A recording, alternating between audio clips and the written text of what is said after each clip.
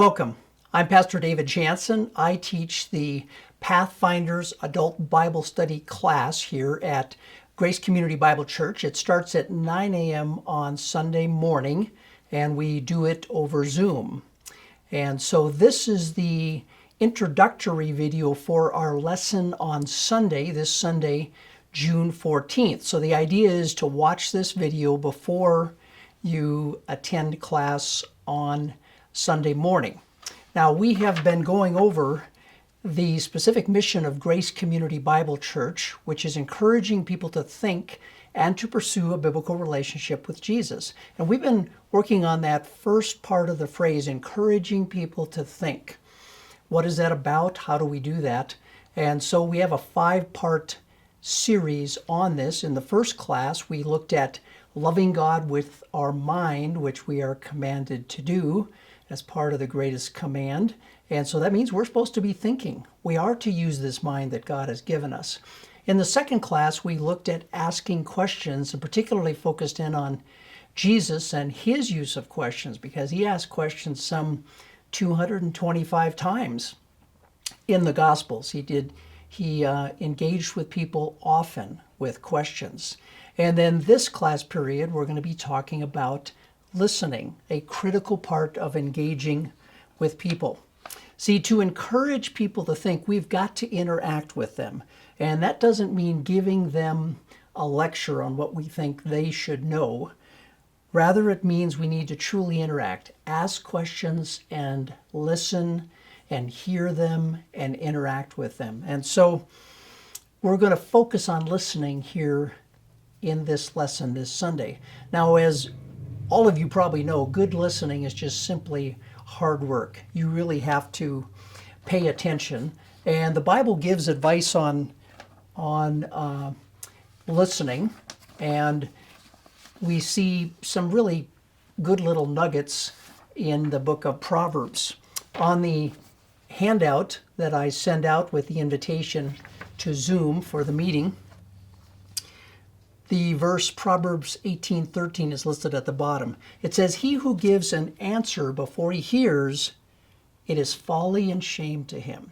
He who gives an answer before he hears, it is folly and shame to him. In other words, he becomes a fool. We need to not give an answer before we hear. We need to hear first. That's the emphasis on listening. And then Proverbs 15:1 says, "A gentle answer turns away wrath, but a harsh word stirs up anger." So how we respond affects what happens as well, not just what we say, but how we do it. And this proverb emphasizes that a gentle answer is particularly critical in terms of interacting with people. So we must respond both by listening and then responding gently. Now, some of you may recall that there are a couple passages in Psalms, Psalm 14:1 and Psalm 53:1, where it says, "The fool has said in his heart," here's the quote, "there is no God, there is no God." And so the question gets to be, are we supposed to waste our time talking to somebody that God calls a fool? Are we supposed to do that? Well, you have to understand what the word fool is saying, because it turns out in the Old Testament there are different kinds of fools, and one could argue from experience there are a variety of fools, a spectrum of fools if you would like. When we go to the Old Testament in terms of Hebrew words, and we'll find these primarily in the Psalms and in Proverbs, we have the naive or the simple, and the Hebrew word is pati, naive or simple. Now, they just may be naive or simple because they haven't lived much of life. They just don't know any better. So there's a good chance of them doing better later. But then when it comes to fool, there are at least 3 Hebrew words that are translated fool. The first word for fool, which is the most common one, is kasel. Kasel. Now, this word kasel is kind of a broad word for fool. It means somebody that is closed-minded, thick-headed, stubborn, lazy, short-sighted, and they don't want any advice. probably the main characteristic. Nobody can tell him anything. That's the first one. The second one, this word doesn't occur quite as often in the Old Testament, is evel. Evel, and it looks like evil, I understand, but it's evel. And this one has the characteristics of the first fool, but this one is more arrogant and flippant and more coarse, rougher. This one is a rougher version of this one, if you would like. And then the third word for fool is Nabal. And Nabal is not as common, but the main characteristic of this fool is their lack of spiritual perception. They just do not have awareness or perception when it comes to spiritual things. Now, this word shows up about 18 times in the Old Testament as an adjective, 4 times as a verb, and interestingly enough, 22 times as a name. Now, you may recognize it as it is written here, Nabal, but when it's a name, we say it in English as Nabal. And you might remember an account. So this guy's name is Nabal, which means he's a fool. That's his name. Nabal and Abigail. Now, I'd encourage you before Sunday morning to read 1 Samuel 25 about Nabal and Abigail. He is a fool. He is named a fool. What is interesting is how well Abigail does what the other 2 proverbs encouraged us to do, to not give an answer until we have listened, and also to give a gentle answer. Abigail does that very well. It's a great account of something that happened with King David. So I encourage you to take a look at that. Then kind of progressively, after you have this collection of fools, you have scoffers. And those are ones that are, opposed to spiritual things. Now, when the Bible talks about the fool has said in his heart there is no God, it is this word, Nabal. That's the one. Now, we're still left with the question, should we talk to a fool or not? Well, once again, Proverbs addresses this in 2 verses that you're probably familiar with. They're just back to back. And it says, do not answer a fool according to his folly, or you will be like him. So there it says, do not answer a fool. The next verse says, answer a fool as his folly deserves, that he may not be wise in his own eyes. So it says, answer a fool, and it says, don't answer, or it says, don't answer a fool first, and then it says, answer a fool. Now, by the way, the word for fool in this passage is this one, kasel. It's a very broad word for generic word for fool, if you would like. So should we answer or not? Well, depends on which Proverbs verse you read. It says, do not answer, and then it says answer. Well, let me give you a conclusion from Tremper Longman III in his commentary on Proverbs. He just says it better than I can say it, so let me just read it to you. He says, in short, the answer depends on the nature of the fool with whom one is engaged in conversation. In other words, the wise person must assess whether this fool is a fool who will simply drain one's energy with no positive results, or whether an answer will prove fruitful either to the fool or to those listening.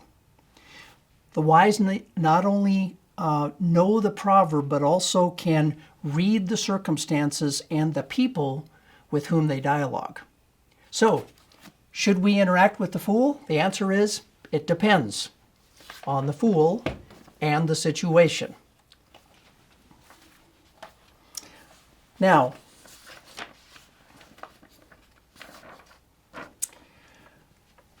it is more challenging nowadays for us that believe in Jesus and hold firmly to the Bible to interact with people in our culture, because our culture has changed. Now, there is a very outstanding book titled Christians in the Age of Outrage by Ed Setzer. And on page 28, he has a chart. It's a black and white chart in the book, and I've made a color chart of it behind me that I want to talk through and tell you about, because what he is describing in terms of our culture, I think he is very perceptive and accurate in terms of what's happening. And that comes into play as we seek to interact with people. So let me just move this a little bit here.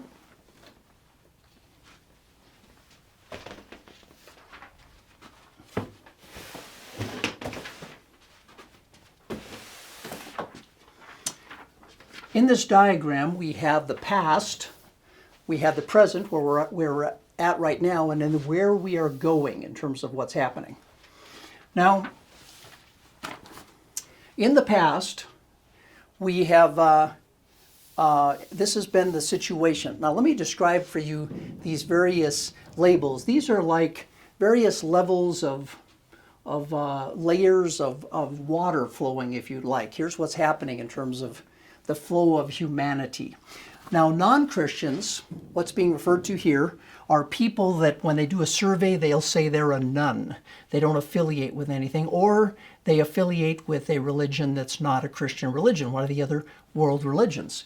They don't claim to be Christians. That would be this group right here.